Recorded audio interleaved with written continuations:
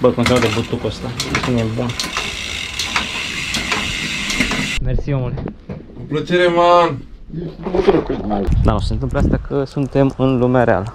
Până când trece familia cu mulți copii.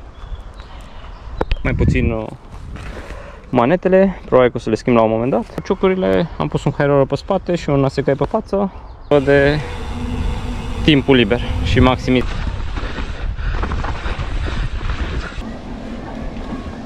Termin un pic partea cu un grip surprinzător pe roata față. Faint-hearted. Adică n-aș lua bicla asta la un mediu pregătit. Adică dacă ești un pic, m-am dat să cumpere propeinul de la mine. Altă chestie, mi-a dat... De ce?